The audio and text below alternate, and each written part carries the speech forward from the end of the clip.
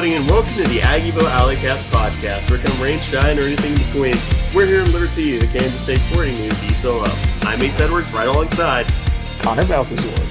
And welcome to this week's weekly recap, where, of course, we're going to go over all the non-rev news and then talk a little bit about the K-State football depth chart, because we didn't cover that in the UT Martin episode. Was the depth chart out when we did that episode?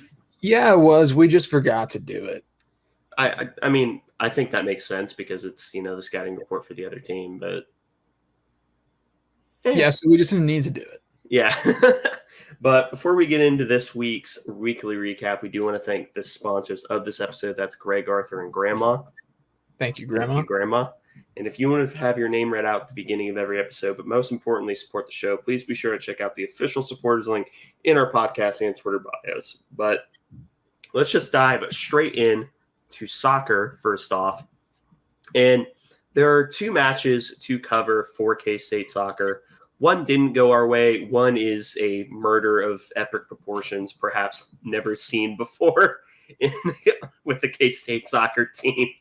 But the first one was a trip up to Spokane, Washington, up against Gonzaga, who entered this game 0-1-1.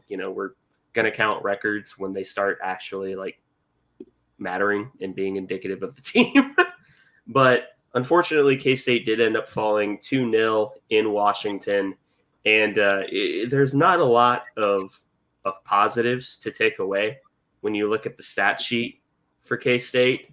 Not getting a single shot off in the first half is...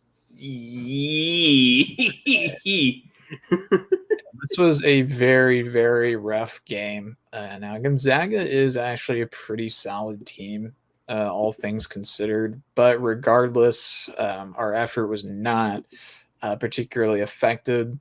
Granted, there may have been some residual issues from, I think in this weekend trip, K-State lost two of its starters, Jace Woodward and Rylan Rintoul, for the rest of the season with knee injuries. So, that's a pretty significant setback. But you still would have liked to maybe see a little bit better rebound from that adversity. But not a whole lot really to say about this one. K-State was pretty thoroughly outclassed by a really good Gonzaga side.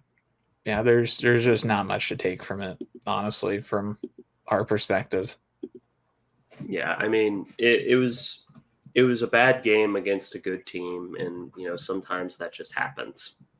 Not really much to say. Yeah, there really weren't even many decent chances for K-State in this game either. Like you said, Ace, we only got 5 shots off, and they were all in the second half. 14 shots for Gonzaga in the first half, and then just 5 in the second. But for the most part, K-State wasn't getting great chances. We were just really struggling keeping possession. We weren't fouling an absurd amount or anything, but that just really was not a good day for the Soccer Cats out in Spokane. Yeah, which, it happens. But the most recent match is technically still ongoing from when we're recording this, but I feel pretty comfortable saying that K-State will walk away victorious up against Green Bay with a 6-1 victory in favor of K-State. And yeah, this one obviously went considerably better. Green Bay is also considerably worse, but we don't have to talk about that. 6 goals. Yeah. This is kind of exactly what we were hoping for, because this was a team that last year K-State really struggled as a squad last season. But even with those struggles, they were still able to beat Green Bay 4-1 on the road.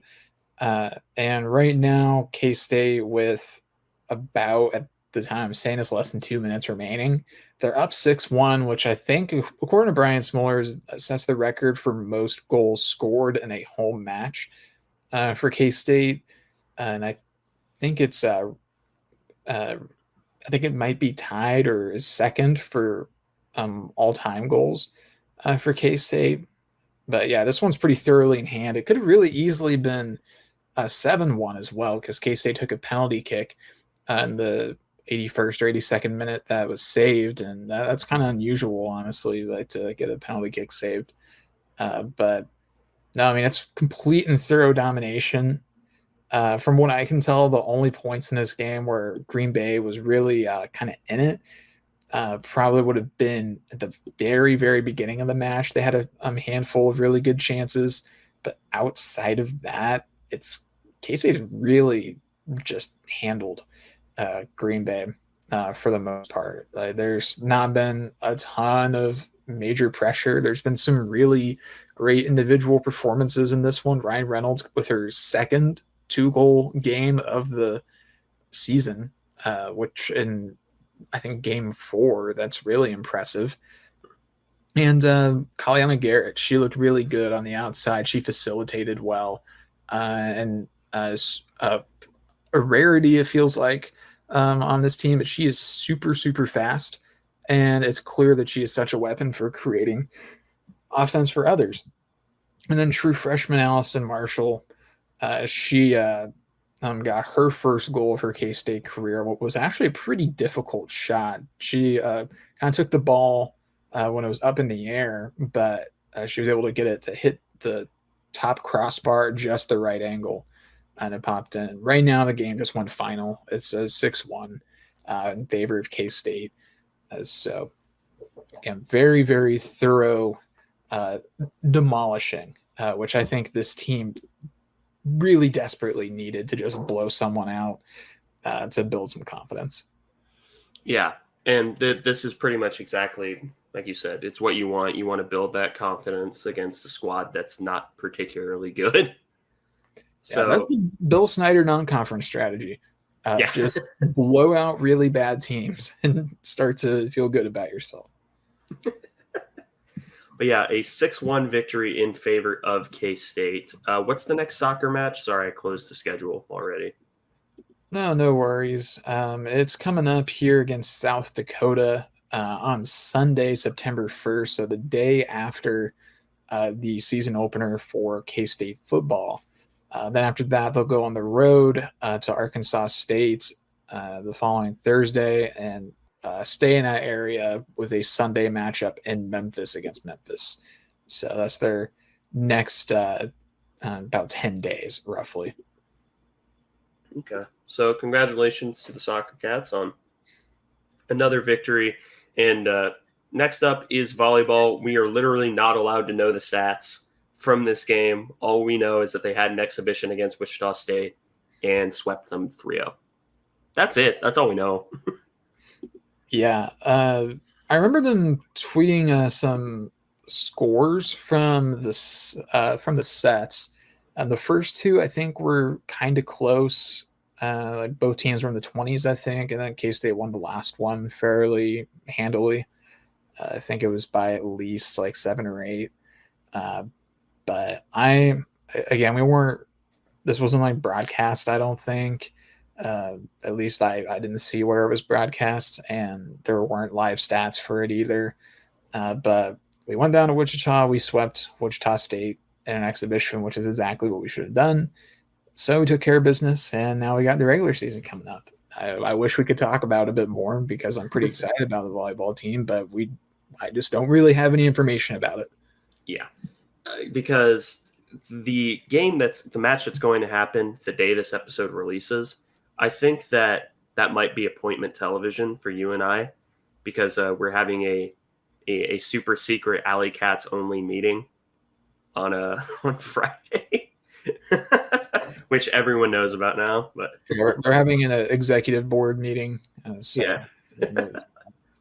But yeah, tomorrow, or I guess the day this releases, at 6 p.m., up against Purdue, number 8 in the country on the Big Ten Network. That's going to be massive. And I think it'll be really fun to watch.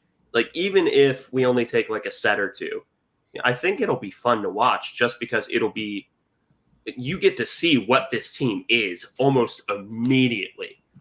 Yeah. And this non-conference schedule really has the feeling of what Pete Hughes did with the baseball non-conference, where they in the prior year probably should have been in the NCAA tournament, but it came down to their out of conference strength of schedule wasn't very good, and their performance against it wasn't very good. So Pete Hughes and the Bearcats went out and challenged themselves against some really, really, really good teams in non-conference, and it paid off. So Jason Mansfield is doing the same thing these first couple weeks of the non-conference. They're facing number 8 Purdue, number 21 USC, and number 12 Creighton, all away from home. In fact, they don't have a home match here for quite some time. Yeah, until September 12th when they face Lipscomb. So it's going to be a challenging slate here for K-State volleyball. Even when you get into conference play, there's some pretty highly ranked teams. In fact, more often than not, the team is either ranked or at the very least receiving votes. So it's going to be a pretty strong schedule for volleyball. So they're going to need to be just as effective at home this year as they were last year. Yeah. And I think they're more than capable of doing that. But this schedule, it's going to be a gauntlet.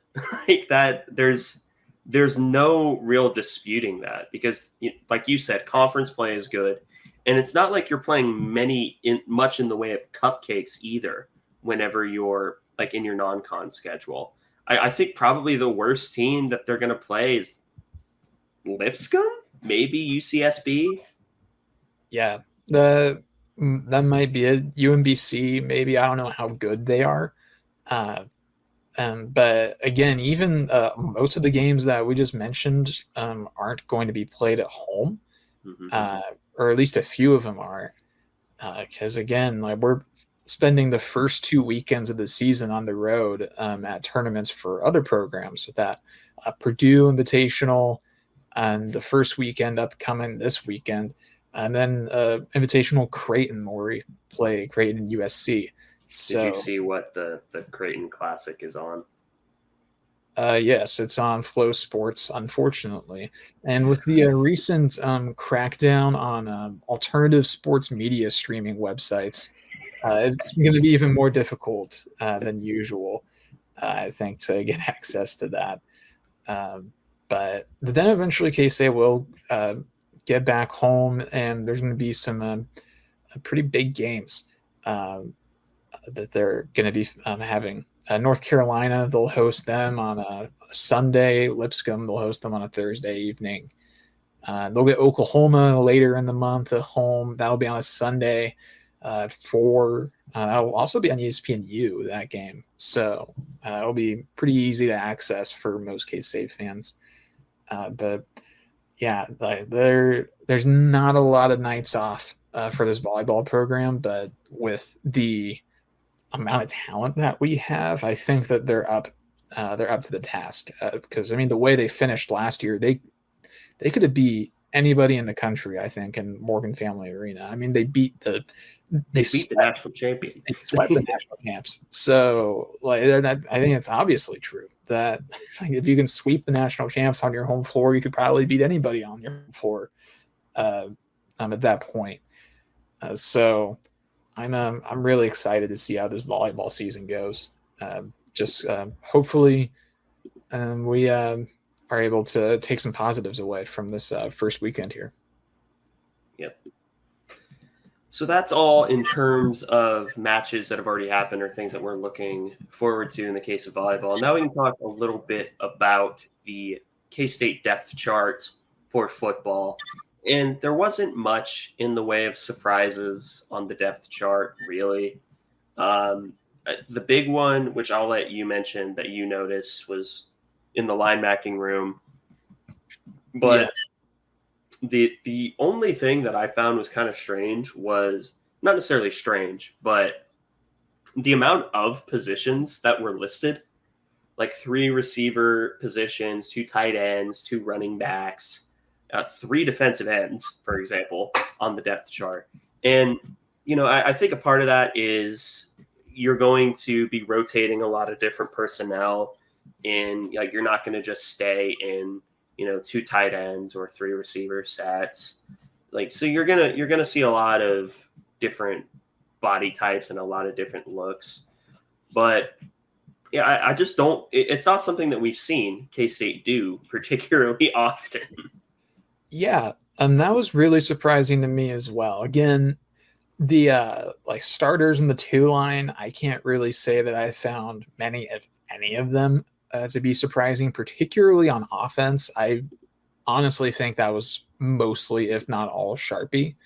If I'm being completely honest, uh, again, the big surprise there is that we get 2 different tight end positions. Although you can, I think, pretty easily identify that the Oakley Lofton one is going to be more of the pass catching tight end, more modern tight end that can play a few different spots, and then the other tight end position may be more primarily of a blocking tight end or be the number 2 tight end that comes in. And then splitting up running backs, I thought was maybe the more interesting choice. I guess they're really viewing that they have 2 separate running back positions this year, which isn't too surprising, I guess, given your personnel.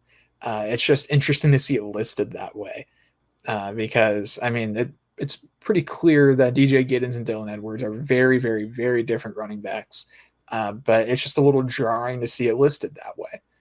So maybe it feels like normally there's like a surprise name or two on the week 1 depth chart where we just say, oh, where did that come from? But this year there wasn't really a name that I can say that we looked at and weren't like, oh yeah, that checks out. Really, there's a few maybe that you can make some arguments for, like kind of being a little eyebrow raising on defense, but nothing like genuinely shocking, I think. Yeah, and receivers. We'll just go through like them generally. We'll go through the starters or like who's the most notable of the backups. Keegan Johnson ends up getting selected with, I imagine that's probably the X receiver role, or probably the Z receiver, honestly, with how much they move Keegan Johnson and Jaden Jackson. So that's probably the Z receiver, and then Jace Brown, Sterling Lockett, I imagine that's the slot role. And then Dante Cephas, Trey Spivey are like the alpha dog X receiver. None of that is surprising. No, not at all. I guess maybe based on prior production, Sterling Lockett's a little bit surprising to see at all. But he's reportedly had a fantastic offseason and is really coming to his own. So I'm really anxious to see him get some probably meaningful snaps in this game on Saturday, because I'm really curious because I mean, you can go back and listen to our high school evaluation of him. It was not super generous because his high school tape just wasn't very good. But again, the caveat always is, Lockets are late bloomers. Like they always have been, no matter what, pretty much. And Sterling may be maybe a bit more extreme case than some of his prior relatives. But I'm still really happy as a lifelong K-State fan to see another Lockett break into the receiver rotation. Another Lockett has hit the K-State depth charts. Yeah, I mean, I know the OU fans are they were joking about it, that they're pretty happy they left the conference at this point because now they don't have to deal with yet another Lockett, which I can't say that I blame them because they've been torched by many a Lockett in their day. So yeah. Tight end isn't surprising at all. We've already kind of mentioned it. Line, there's no big surprises there. Kilty at left tackle, Panzer left guard, Hecht at center, Poitier or Lane Gang at right guard, and then Carver Willis at right tackle. That was Sharpie. That was. Yeah, I think I completely agree. I really don't know what I would have changed on this on depth line, honestly, for the offensive line. I guess the only thing you could say is like maybe that number 3 right guard is listed as Alex Key. Like there's some rumblings that might be a different name, but Alex Key was still in that mix. So that's again not a wholly like surprising choice there. lots and lots of Sharpie, which feels a little unusual, but I think maybe speaks to the development and confidence that a lot of the guys that were expected to step up did step up. Yeah. And then, of course, quarterbacks, Avery Johnson. We already talked about the running backs. Now, the defense, I think, is where things get more interesting. And we'll start with the 3 defensive end positions. Brendan Mott we'll start with the one line. Brendan Mott, Travis Bates, and Cody Stufflebean all make up the one line, which I think that if they didn't separate the defensive end positions, I probably would have had both Cheedy and Bates with oars on Stufflebean's line. But don't worry, that's happened to all of us before. But the one line I feel like is fine there. Mott we knew was going to start, and that second defensive end position. I honestly think that if you were to hash this out and you didn't have the 3 positions, it would just be like 4 oars. Yeah, I think you're onto something there. When we figured out was definitely coming back, it's like, yeah, he's not going to come back to ride the bench, particularly right when the season starts. The same, I think, is probably true for Cody Stufflebean as well, because I think he was pretty close to not returning, and he's back. So obviously he's going to get the one line. I think with there being 3 defensive end positions, the one that surprised me a bit, which again, maybe it shouldn't, is Travis Bates. Because I think of the transfers that we can expect to have an immediate impact, Bates has just completely flown under the radar because people are very much taken up with Jordan Riley and Ryan Davis. No, I'm talking about the transfers. Dante Cephas. Yeah, Dante Cephas. Yeah. Bates really just kind of flew under the radar because I think he only had like 3 sacks last year, but he was still a freshman All-American at the FCS level and was pretty reliable on getting pressures, just didn't complete them very much. Again, he's someone that's probably going to end up having a really sneaky good season. And he's still got the OR designation with Chidi Obiizor, who I kind of had as I really was kind of leaning on him being a starter this year. But again, like with how much the coaches have talked up the depth on the defensive end room, we're probably more likely to have 7 guys play between like 20 and 30 snaps than we are to have anybody play a regular amount of starter snaps. Yeah. And that's what makes the 2 line so important, because you have Toby or Ryan Davis, then you have Cheedy, technically that's an or, and then Jordan Allen is another, is on the 2 line for defensive end. I think the one name that I'm kind of surprised isn't making an appearance, and I think it's probably just because his development is going slower, is Donovan Ryman. But I still think Ryman probably plays some this year. But to not see him crack the depth chart I don't think that's an indictment of Ryman. I think that is a holy crap. The defensive end class that we recruited in 2023 is nuts. I completely agree. I think that's just really tough luck for Donovan Ryman because when we landed him out of high school, we both absolutely loved his film. Super, super technically advanced. And it felt like kind of a steal. But then to his lack of fortune, the next year we go out and recruit one of the better defensive end classes that K-State's ever had.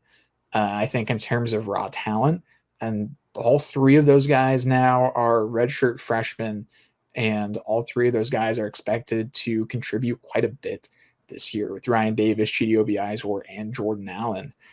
So that's just really, really tough luck for Donovan Ryman. But again, if you look towards next year, Mott and Stufflebean will both be out of eligibility. Some of those other guys are going to step up. So Ryman almost certainly is going to be on the 2 deep next year. And I still think that he has a chance to be really, really good. I don't know where he's at in his development. I haven't really heard anything on him, but I did really like him out of high school. So at the very least, there's that. Just it's at least for now, he's been a little bit passed up by some guys that maybe came in physically more ready. Yeah. And then defensive line, it's nose tackle. Yeah. Damian Ilalio getting the starting nod over Uso Sayamalo was something that we heard about a couple of weeks ago. But it's still, impressive for Damian, who I believe was he a 2-star coming out of Manhattan? He was in that range, low 3-star. I can't remember exactly. But yeah, Ilalio is obviously making it work pretty well. And then it's Ilalio, Uso, and Asher Tomaszewski or Tomaszewski. I think it's probably Tomaszewski. I'm going to trust what Drew says. Oh, is that what it is? I'll believe Drew Galloway. Drew's a pretty smart guy, so I'll roll with Tomaszewski. I've been saying Tomaszewski, but I'm also not as intelligent or as handsome as Drew. So I just don't even listen to what I say. Yeah, the nose tackle room is, I don't want to say like surprising as in, oh, like that's a bad thing, because it's not. It's just kind of oh, that's cool. Yeah, no, I think that's a good way to look at it. I'm still looking around for Ilalio's recruiting profile, which seems to be unusually evasive. Lost to the ether, never to be seen again. There it is. He was a low 3-star on 24/7 and ESPN, and got the token 5.6 on Rivals.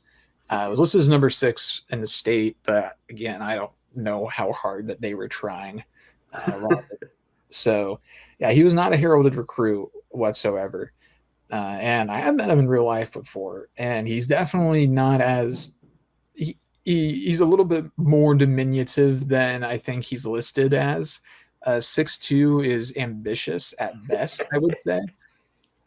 Yeah, maybe in cleats on a platform, but regardless, it's definitely, I think, surprising that they followed through, because when Tui came out and said that Ilalio was going to start over Uso, I kind of took it as half truth, half Uso motivation, and he was just telling the straight up truth, which maybe Tui's just incapable of lying, and I don't know what it is, but he just straight up told everybody, yeah, Damian's going to start. And so I guess we shouldn't be that surprised, but even so, it's still surprising to see.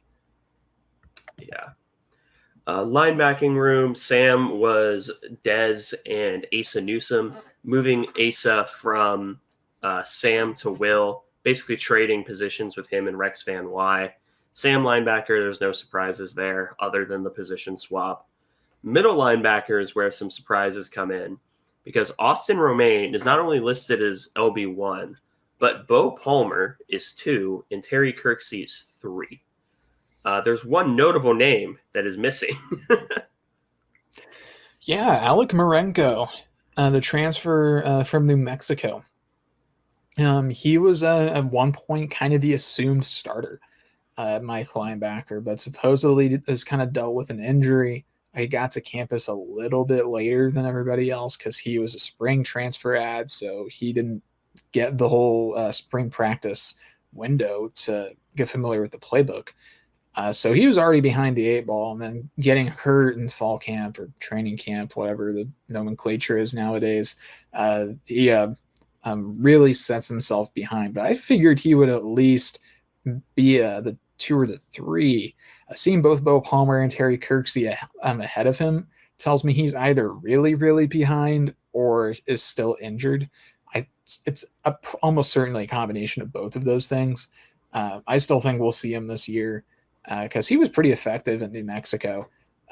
But for now, Austin Romaine, who supposedly had one of the best training camps on anybody on the entire roster, is projected as the number 1, which I'm pretty excited to see because they put a lot of trust into him as a true freshman middle linebacker, which that is not an easy thing to do. It's difficult to play at all as a true freshman, particularly as a lower ranked recruit. but he really came in and defied expectations, and despite lapsing at some points, played really admirably for a true freshman.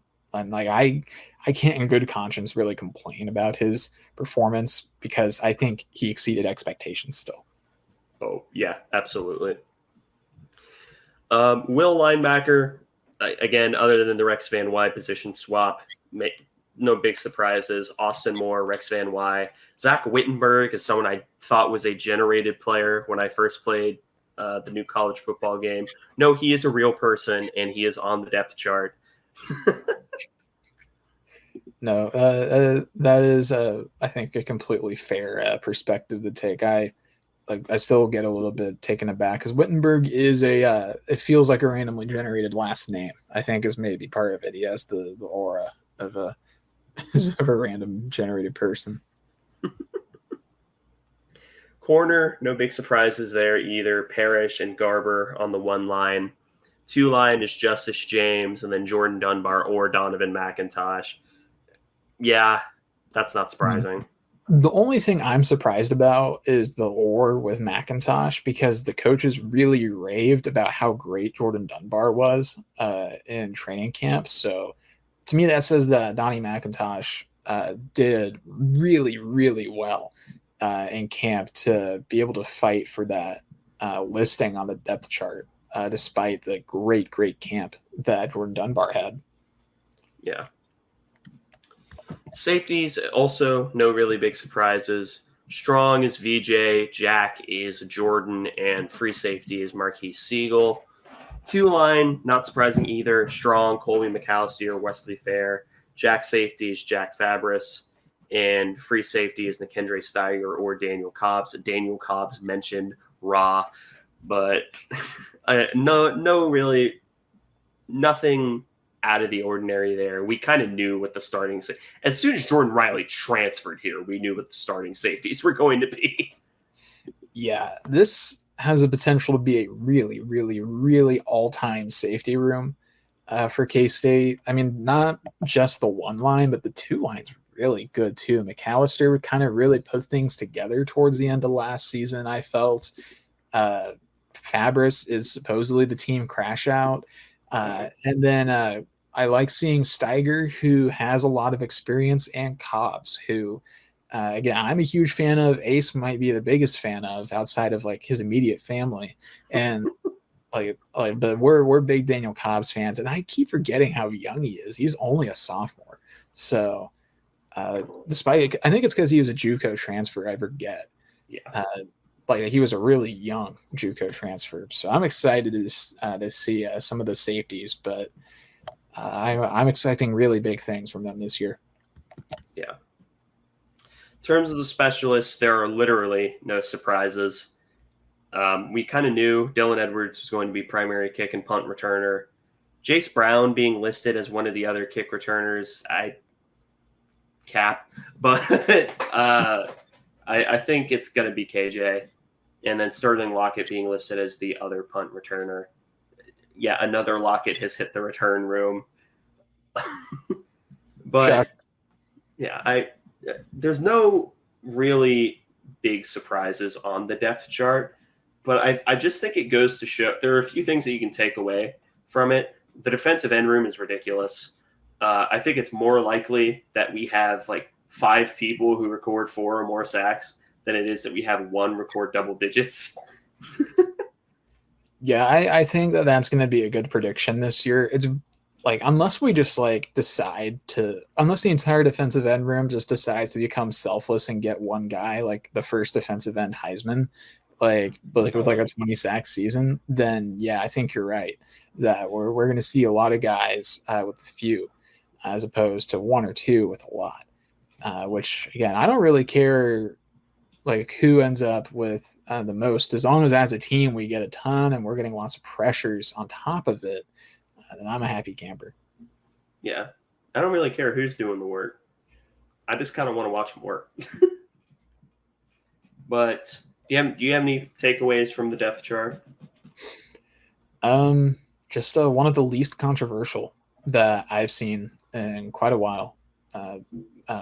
So that isn't great for generating discourse online, but is good for peace of mind, I'd say. Yeah, I agree. But unless you have anything to add, I think we're good. All right. Well, if that's the case. Thank you all for listening to this episode of the Aggieville Alleycats podcast. If you want to follow or contact the show, you can follow us just about anywhere at Aggieville Alleycats. And if you want to email us, we're AggievilleAlleycats@gmail.com. If you want to follow us on a more personal note, I'm at ACEdward00. I'm at Connor Balthazar, capital C, capital B. And if you want to support the show financially, please be sure to check out the official Aggieville Alleycats merch store and the supporters link, both in our podcast and Twitter bios. But most importantly, thank you all for listening to this episode of the Aggieville Alleycats podcast. Where come rain, shine, or anything between, we're here to deliver to you the Kansas State sporting news that you so love. Stay safe, Alleycats.